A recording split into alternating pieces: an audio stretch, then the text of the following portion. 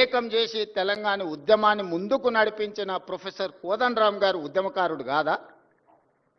మరి అలాంటి ఉద్యమకారుడైన కోదండరామ్ గారి ఇంటి తలుపులు బద్దలు కొట్టించి పోలీసులతో ఈడ్చుకపోయేటంత నేరం కోదండరామ్ గారు ఏం చేసిండ్రో మీరు అధికారంలో ఉన్నప్పుడు ఉద్యమకారులకు జరిగిన అవమానం మీరు అప్పుడే మర్చిపోయినరా?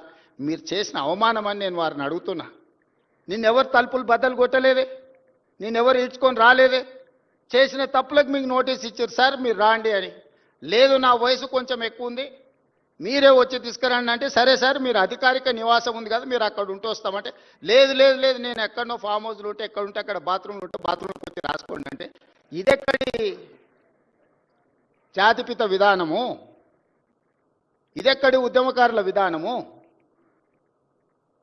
రావి నారాయణ రెడ్డి గారి కుటుంబము 500 ఎకరాల భూమిని కోల్పోయినారు. ప్రపంచంలో ఎక్కడైనా స్వేచ్ఛ కోసము ప్రజల యొక్క హక్కుల కోసం కొట్లాడిన వాళ్ళు, చెగువీరా నుంచి మొదలు పెడితే రావి నారాయణ రెడ్డి వరకు ఎవరినైనా చూడండి, సర్వం కోల్పోయినారు, సర్వం కోల్పోయినారు. నేల కొరిగిన వాళ్ళు వేలాది మంది ఉన్నారు. ఆస్తులు అంతస్తులను సర్వం త్యాగం చేసిండ్రు. కుటుంబానికి నిల్వ నీడ లేకుండా ఉన్నదంతా ప్రజలకు పంచిచ్చిన వాళ్ళను ఉద్యమకారులు అన్నారు, జాతిపితలు అన్నారు.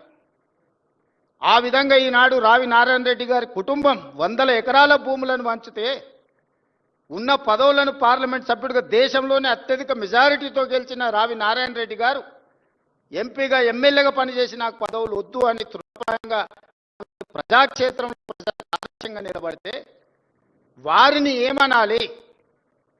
వచ్చిన తెలంగాణ రాష్ట్రంలో పదవులన్నీ మీరే తీసుకుంటారు.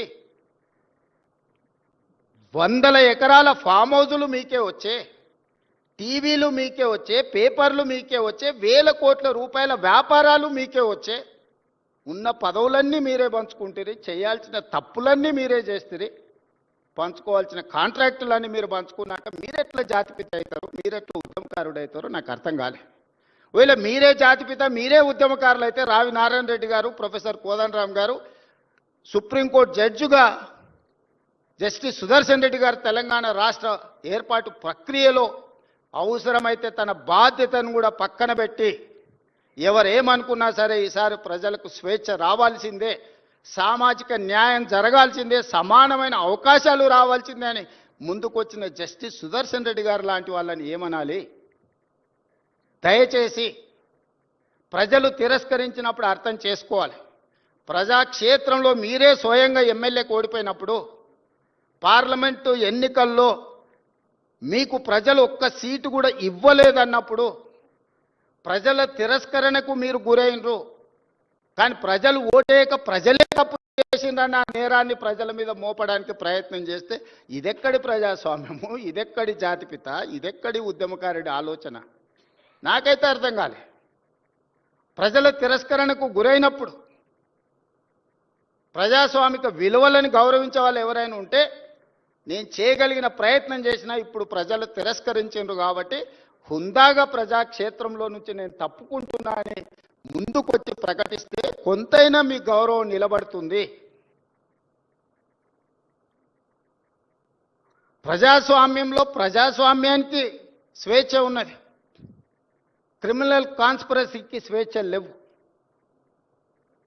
డెమోక్రటిక్ ప్రాసెస్లో ప్రజాస్వామిక విలువలు ప్రజలు లేదా ప్రజాప్రతినిధులు స్వేచ్ఛగా ప్రజాస్వామ్య పరిమితికి లోబడి వారి అభిప్రాయాలను వ్యక్తపరచడానికి మాత్రమే స్వేచ్ఛ ఉంది తప్ప నేరాలు చేస్తాం, ఆ నేరాలను మీరు అడగొద్దు, మీరు విచారించొద్దు అనే స్వేచ్ఛ, క్రిమినల్ ఫ్రీడమ్ లేదు అని నేను భావిస్తున్నా. ఎమ్మెల్యేలను కొనుక్కుంటా 50 లక్షల రూపాయలతో దొరికిపోయిన దొంగవు. మరి నీ ఫోన్ ఏమన్నా చూసిరేమో, నాకేమెరక ఎవరికేమెరక, మంత్రులకు. పోలీసు వాళ్ళ పని పోలీసు వాళ్ళు చేస్తారు, దొంగలు ఎవడు పట్టుకుంటాడే? పోలీసు వాళ్ళు చేస్తే పని వాళ్ళు చేస్తారు. మధ్యలో మాకేం సంబంధం? ఎవరికి సంబంధం? లుచ్చ పని చేస్తే పట్టుకొని లోపలెత్తారా ఎరా? మరి అదేదో పెద్ద స్వాతంత్ర పోరాటానికి పోయినట్టు నన్ను జైల్లో దోమలు కుడుతుండే ఎరికేనా అని మాకు అసెంబ్లీలో చెప్తుండే. మరి జైల్లో దోమలు కాకపోతే ఏముంటాయి? దోమలు బల్లులు ఉంటాయి. ఈయనకు దోమలు బల్లులు కాదు, ఈయనకు తొండల పిచ్చున్నది బాగా. నా డౌట్ అయితే వీళ్ళ నాయన కూడా చిన్నప్పుడు వీళ్ళ తమ్మునికి ఏమో కొండలరెడ్డి అని పెట్టిండు, వీని పేరు తొండలరెడ్డి అని పెట్టిండు.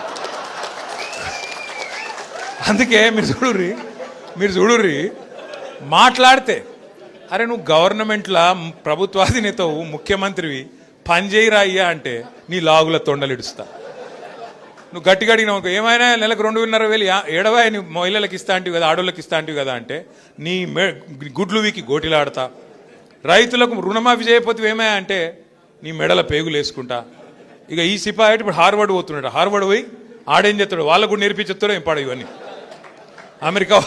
అమెరికా వాళ్ళం కూడా బ్రష్ పట్టించి వాళ్ళకు కూడా అడ్డమైన భాష నేర్పించి లేకపోతే ఇంగ్లీష్లో మాట్లాడతాడేమో. In your trousers big lizards అంటాడేమో. అదే సినిమాలో చిరంజీవి చెప్తాడు ఇన్ ఫ్రంట్ క్రోకడైల్స్ ఫెస్టివల్ అన్నట్టు. అంటే ఇప్పుడు భాష వచ్చుడు రాకపోవడం పెద్ద ముచ్చట కాదు, ఇంగ్లీష్ రావాలనేది కూడా కానూన్ ఏం లేదు. కానీ ఈయన బాధ ఏందో నాకు అర్థమవుతుంది. నువ్వు ముఖ్యమంత్రి లెక్క పని చేయన్నా, 4 మంచి పనులు చేయాలి, శబాష్ అనిపించుకోవాలి. చెన్నూరులో మేము అంబేద్కర్ భవనం కట్టినాం, ఓ మహిళా భవనం కట్టినాం, ఓ మార్కెట్ కట్టినాం. నువ్వు 4 గట్టు, మేము వద్దన్నామా? మేము ఒక స్కూల్ కట్టినాం, నువ్వు 4 గట్టు. మేము 100 కోట్లు తెచ్చినాం, నువ్వు 200 కోట్లు నేను ఆపిండా? గవి ఏం చేయరట. ఒకటే ఎత్తుకున్నారు ఇక వీళ్ళు, ఒక లంగ పంచాయతీ అన్నట్టు. ఏమన్నంటే ఇప్పుడు వివేక్ని పట్టుకుంటే మీ మంత్రిని, మొన్న ఆయన చూస్తే నవ్వు వచ్చింది నాకు. ఆయన తిరుగుతూ ఉన్నాడు, మహిళలు అడ్డం వచ్చిర్రు. ఏమాయి సారు 2 నెలలకెళ్ళి రోడ్ లేదు, మన్ను లేదు, ఏం చెప్తున్నావు అన్నారు. గవర్నమెంట్ అడుకోపో అంటుండు. నువ్వేరా గవర్నమెంట్ నాయనా, నువ్వే మంత్రివి, నువ్వే గవర్నమెంట్ మర్చిపోయి నువ్వు అంటే. ఇంకా కేసీఆరే ముఖ్యమంత్రి ఉన్నాడు, ఇంకా సుమనే ఎమ్మెల్యే ఉన్నాడు, వాళ్ళని అడుకోపోరు అన్నట్టున్నది. ఏం చెప్పాలి మళ్ళీ వీళ్ళతో కొట్లాడాలి మనం, మన కర్మ. బాధ ఏంటంటే మీరు చూడరు, ముఖ్యమంత్రి గారు కూడా నిన్న మాట్లాడుతుండే ఎక్కడో మాట్లాడుకుంటా, ఇదివరకు మంత్రులు ఉన్న వాళ్ళు పొంకనాలు కొట్టిండ్రు, వేదిక మీద ఉన్నారు అంటుండు. అంటే ఒక విచిత్రమైన పరిస్థితి రాష్ట్రంలో ఉన్నది. అందుకే వాళ్ళకు అబద్ధాలు కూడా చక్కగా చెప్పస్తలేదు. ముఖ్యమంత్రి గారు ఆయనకు పరిపాలన చేతనైతే లేదు, పాపం నడుపస్తలేదు. ఆయన బాధ వర్ణనాతీతంగా ఉంది. ఆయన ఎవడు గుర్తుపడతలేడు ముఖ్యమంత్రిగా. ఇంకా పెద్ద బాధ ఏమిటిదంటే పేర్లు మర్చిపోతారు. మర్చిపోతే ఆయన కోపం వస్తుంది, జైల్లో పెడతాడు. పేర్లు మర్చిపోతే జైల్లో పెడతాడు. ఇట్లా నడుస్తున్నది. అందుకే ఇప్పుడు ఏంది కొత్తగా ఒకటే పల్లవిగా అందరు కాంగ్రెస్లో ఒకటే పల్లవి ఎత్తుకున్నారు. ఏమిటిది? కేసీఆర్ అప్లపాలు చేసిపోయిండు, అందుకే మేము ఇవ్వలేకపోతున్నాం. కేసీఆర్ అప్లపాలు చేసి అదన్నా చక్కగా చెప్పాను నా అబద్ధం. ఒకడు 6 లక్షల కోట్లు అంటాడు, ఇంకొకటి 7 లక్షల కోట్లు అంటాడు, ఇంకొకరు 8 లక్షల కోట్లు అంటారు. అరే అబద్ధం చెప్తేనే అతికినట్టు ఉండాలి. కేంద్రంలో మొన్న పార్లమెంట్లో కేంద్ర ప్రభుత్వాన్ని ఒక ఎంపీ గారు అడిగిండు, అసలు కేసీఆర్ ప్రభుత్వం చేసిన అప్పెంత మీరు చెప్పండి అంటే కేంద్రం ఏం చేసింది? రిజర్వ్ బ్యాంక్ని అడిగింది, కాగ్ని అడిగింది, అడిగి పార్లమెంట్లో సమాధానం చెప్పింది. ఏమని చెప్పింది సమాధానం? కేసీఆర్ పదవీ బాధ్యతలు తీసుకున్న నాడు 2014 జూన్ 2 నాడు ఈ రాష్ట్రం ఆనాడు పుట్టిన నాడు అప్పు ఎంతుండే అంటే 72,000 కోట్ల అప్పుండే. ఇది కేంద్ర ప్రభుత్వం చెప్పిన లెక్క, నాది కాదు. కేసీఆర్ దిగిపోయిన నాడు 2023 డిసెంబర్ 3 నాడు కేసీఆర్ గారు దిగిపోయిన నాడు రాష్ట్రం నెత్తి మీద ఉన్న అప్పు 3,50,000 కోట్లు. 3,50,000 కోట్లల్లా ఆ 72,000 కోట్లు విరాసత్కు వచ్చింది మనకు. దాన్ని తీసేస్తే ఎంత? 2,80,000 కోట్లు. కేసీఆర్ 10 ఏళ్లలో చేసిన అప్పు 2,80,000 కోట్లు చేసిండు. మరి ఏం చేసిండు కేసీఆర్ అప్పు చేసి? ఏం చేసిండు అంటే రైతులకు కాంగ్రెస్ వాళ్ళు 60 ఏళ్ళు కరెంట్ ఇయ్యక సావగొడితే 6 నెలల్లోనే 24 గంటల కరెంట్ ఇచ్చిండు కేసీఆర్. ఫ్రీ కరెంట్ ఇచ్చిండు. ఆ ఒక్క ఫ్రీ కరెంట్కే 10 ఏళ్లలో మనం ఖర్చు పెట్టిన మొత్తం 50,000 కోట్లు. సంవత్సరానికి 5-6 కోట్ల చొప్పున మొత్తం 10 ఏళ్లలో 50,000 కోట్లు ఖర్చు పెట్టిండు కేసీఆర్ గారు. రెండవది, ఇవాళ వర్షాకాలం అంటారు సార్, నాట్లేసే కాలం, సంక్రాంతి దాటిపోయింది. కేసీఆర్ ఉన్నప్పుడు డిసెంబర్ 28 దాటలే ఎన్నాడు. మీ ఫోన్లు ఎవరిని అడిగే అవసరం లేదు, దరఖాస్తు పెట్టుడు లేదు, దండం పెట్టుడు లేదు. ఫోన్లు టింగ్ టింగ్ టింగ్ అని నాట్లు పడుతుండే, ఇక్కడ ఫోన్లో టింగ్ టింగ్ అని పడుతుండే. ఏం పడుతుండే? ఒక్కసారి కాదు, 2 సార్లు కాదు, 11 సార్లు 70 లక్షల మంది రైతుల ఖాతాల్లో 73,000 కోట్లు వేసినోడు కేసీఆర్. 73,000 కోట్లు వేసిండు కేసీఆర్. ఎస్, అప్పు చేసిండు, భారతదేశంలో ఎవ్వరు పెట్టని పథకం పెట్టిండు, 73,000 కోట్లు మీ ఖాతాలు వేసిండు. ఇదివరకు ఎవరన్నా ముఖ్యమంత్రి ప్రధానమంత్రి పైసలు ఇచ్చిరా రైతులకు? గుంజుకున్నోళ్ళే తప్ప ఇచ్చిన వాళ్ళు ఉన్నారా? రైతులకు ఉచిత కరెంట్ ఇచ్చిండు, బ్రహ్మాండంగా పెట్టుబడి సాయం చేసిండు. ఒక రైతు చచ్చిపోతే 5 లక్షల రూపాయలు సంవత్సరానికి 1,500 కోట్ల ప్రీమియం కట్టిండు కేసీఆర్. ఇంటింటికి నల్లా పెట్టి 40,000 కోట్లు ఖర్చు పెట్టి మిషన్ భగీరథతో ఇంటింటికి నీళ్ళు ఇచ్చిండు కేసీఆర్ గారు అప్పు చేసి. అప్పు చేసిండు, కొత్త జిల్లాలు చేసి కలెక్టరేట్లు కట్టిండు. అప్పు చేసిండు, కొత్త జిల్లాల్లో మెడికల్ కాలేజ్ పెట్టిండు. అప్పు చేసిండు, నర్సింగ్ కాలేజ్ పెట్టిండు. అప్పు చేసిండు, 1022 గురుకుల పాఠశాలలు పెట్టిండు. అప్పు చేసిండు, మీ జైపూర్లో విద్యుత్ కేంద్రం కట్టిండు. అప్పు చేసిండు కేసీఆర్. కానీ తెలంగాణకు సంపద సృష్టించిండు, మీ భూముల విలువ పెంచిండు. చెన్నూరులో మీరు గుండె మీద చేసుకొని చెప్పండి, కేసీఆర్ రాకముందు భూముల విలువ ఎంతుండే, కేసీఆర్ వచ్చినాక భూముల విలువ 2023 నాటికి డబల్ అయిందా, ట్రిపుల్ అయిందా, ఎన్ని రెట్లు అయింది ఒకసారి గుర్తు చేసుకోండి. రాష్ట్రం సంపద పెంచిండు కేసీఆర్. ఎంతసేపు అప్పు చేసిండు, అప్పు 2,80,000 కోట్ల అప్పు చేసిండు. కానీ కేసీఆర్ ఇవన్నీ చేసిండు. మరి నువ్వేం చేసినావు? 2 ఏళ్ళ నువ్వు కూడా 2.5 కోట్ల అప్పు చేసినావు, 2.5 కోట్ల లక్షల అప్పు చేసినావు, 2,50,000 కోట్ల అప్పు చేసినావు. ఏం చేసినావు చూపెడతావా? రైతు బంధు ఇచ్చినవా? పెన్షన్ పెంచినవా? తులం బంగారం ఇచ్చినవా? మహిళలకు 2,500,000 ఇచ్చినవా? స్కూటీలు ఇచ్చినవా?